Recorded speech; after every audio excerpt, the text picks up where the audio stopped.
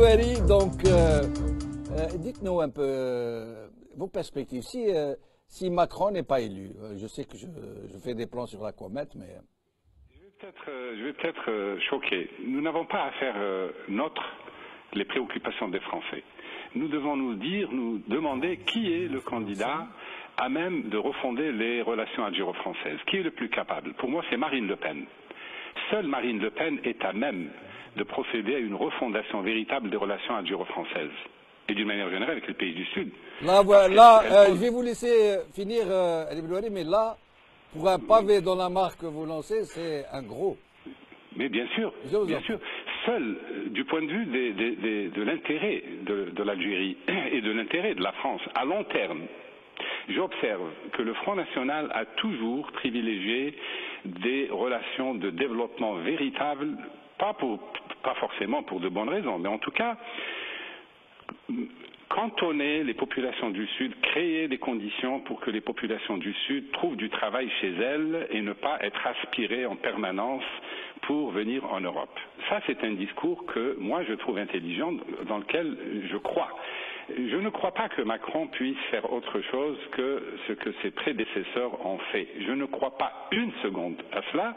Je crois par contre que Marine Le Pen, compte tenu de la logique propre à son discours, est parfaitement capable de rompre ce lien malsain avec les dictateurs du Sud, parce que c'est le seul moyen de préserver la France d'un afflux de réfugiés. C'est un discours qui se tient. Nous n'avons pas, nous, quant à nous, Algériens, à nous demander qu'est-ce qui est mieux pour la France, que ce soit Marine Le Pen ou Macron. Moi, je vois qu'est-ce qui est intéressant pour l'Algérie, pour notre pays. Donc, je pense que, quant à ce que disait Brahim Younsi, bien sûr, du point de vue à court terme, on peut le suivre, mais à long terme, les politiques suivies, c'est-à-dire de soutien aux dictateurs, sont désastreuses pour la France elle-même, parce que ce sont des politiques justement à courte vue. À long terme, le soutien aux dictatures, qu'est-ce qu'il produit? Le désespoir et la guerre civile, l'arrivée des islamistes, même si les islamistes ont mangé leur pain blanc. Je ne crois pas une seconde que l'islamisme représente aujourd'hui une alternative. Et là, je suis d'accord avec Cheikh Hassan. Donc je pense qu'à long terme, le raisonnement à long terme devrait prévaloir de part et d'autre de la Méditerranée. Voilà un peu le mot de la merci Ali Benouari. Bonjour Madame Le Pen. Nous vous emmenons donc aujourd'hui dans ce centre de formation où des gens en fait essaient de se réinsérer professionnellement. On y va.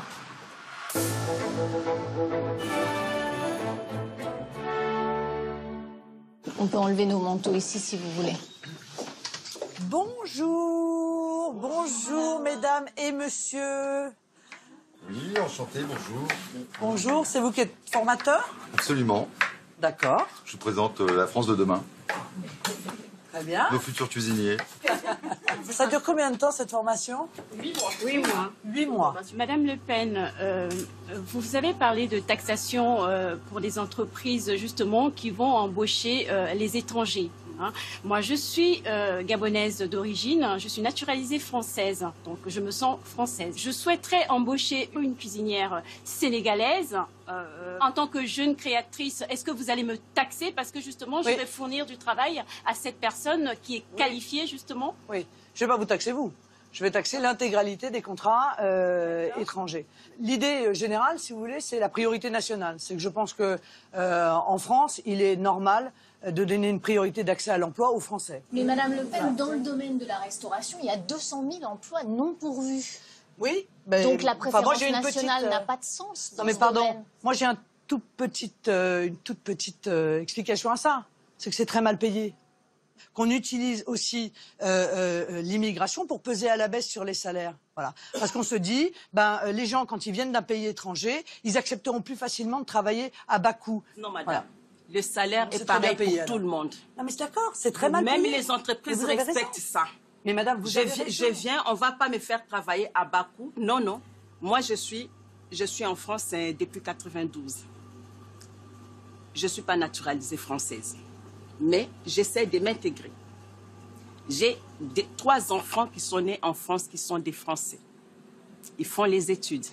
Il y a une qui va bientôt finir à Créteil, Master 2. Il y a Désir qui est à la Sorbonne. Et puis il y a Armande qui est en Sciences Po. C'est des enfants français mais les parents sont des étrangers. Après ma formation, je commence à chercher du travail et que les entreprises appliquent ce que vous prévoyez pour nous les étrangers. Qui voudrait payer plus? Je ne sais pas. Si des entreprises qui ne trouvent pas, manifestement, de quoi embaucher des Français. Madame, si elles ne trouvent pas. Vous croyez vraiment, avec votre politique, ce que vous prévoyez là, oui. Les entreprises auraient, ça c'est ma question, auraient la facilité de me prendre moi? On se présente toutes les deux dans une même entreprise? Oui. On la prendra. Mais madame, c'est exactement le but de ma mesure. Et moi, je deviens quoi? Et mes enfants? Non mais madame, le but de ma mesure, c'est de donner une priorité d'accès à l'emploi. Et mes enfants aux français, madame. Mais vos enfants français font des études. Ah oui, mais je suis là. Si vous faites ça, madame, nous avons déjà du mal à trouver du travail. Si vous faites ça, madame, vous allez nous mettre tous au chômage. Vous comprenez, vous, que les entreprises soient surtaxées si elles emploient des étrangers? Vous pensez que c'est normal Je comprends très bien ce que Madame Le Pen veut faire, mais je préfère en rester là. Et vous, monsieur, cette idée de priorité nationale? Dans tous les cas de figure, je ne partage pas les idées de Madame Le Pen. Je ne veux pas développer là-dessus. Je pense que c'est bon. Je ne suis pas d'accord avec vous. Donner juste la possibilité justement à ces talents, à cette mixité, et je pense que ce serait une force pour notre pays, pour nous les Français, et ce serait bien. Vous avez le sentiment de vous être senti discriminé dans les propos qu'ont tenus Madame Le Pen aujourd'hui ou pas du tout? Mais moi, oui. Oui. Oui, moi, oui. Quelque part, je suis découragée par ce que j'ai fait, par ce que je prévois pour moi. Merci, monsieur aussi. Au revoir. Merci. Au revoir, merci. Allez, venez, avec les filles. Toutes les filles. Voilà, c'est dans la boîte. Merci. Ah, ça, c'est un beau sourire. Hein? C'est bon? Oui, c'est dans la boîte. Génial. En tout cas, bon après-midi. Oui. Some people say that mass immigration into the United States can help reduce world poverty. Is that true? Well, no, it's not. And let me show you why. This gumball represents the 1 million legal immigrants that the United States has taken every year on average since 1990. Now, who in the world deserves our humanitarian compassion? The World Bank has one measure of the desperately poor of the world. They make less than $2 a day. And how many people make less than $2 a day in the world? We'll start with Africa. In Africa alone, there are 650 million people who make less than $2 a day. 650 million. And in India, another 890 million people, desperately poor. China adds another 480 million people, making less than $2 a day. And unfortunately, the rest of Asia has a heartbreaking 810 million people who the World Bank says make less than $2 a day. And finally, there's 105 million of Latin America's population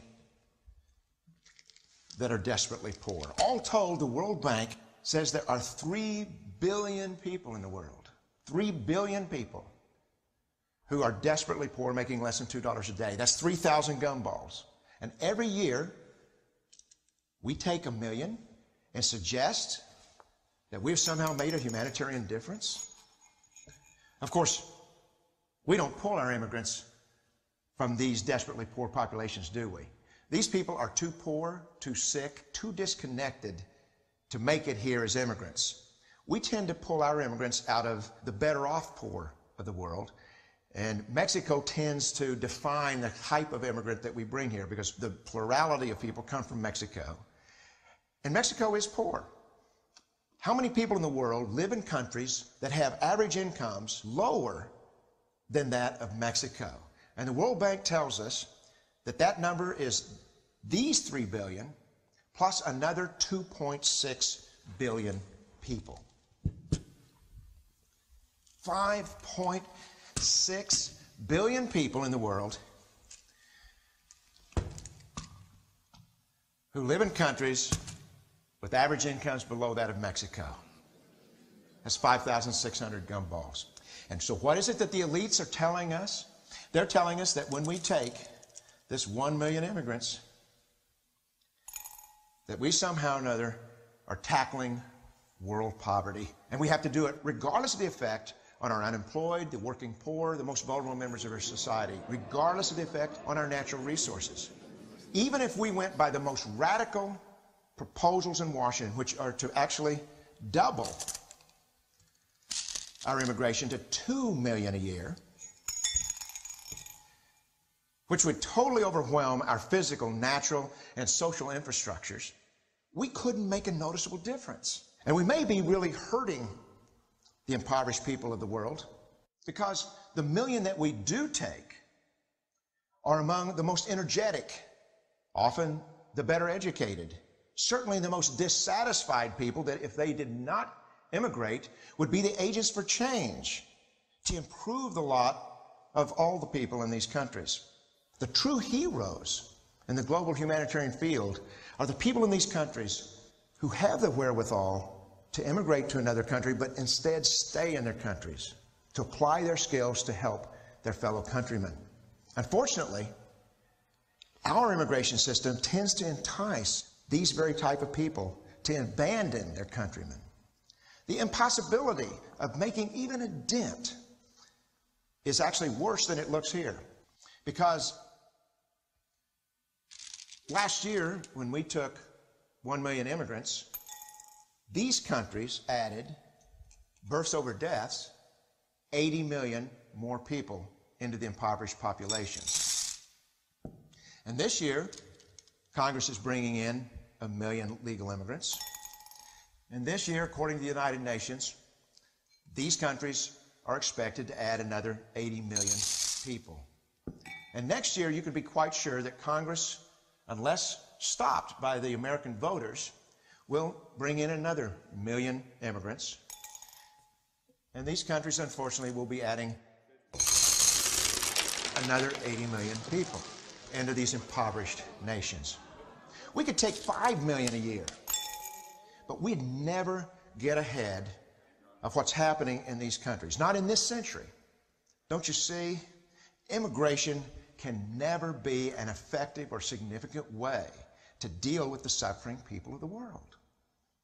They have to be helped where they live. 99.9% of them will never be able to immigrate to a rich country. There's no hope for that. They have to bloom where they're planted. The only place that 99.9% of these people can be helped is where they live. Let's help them there.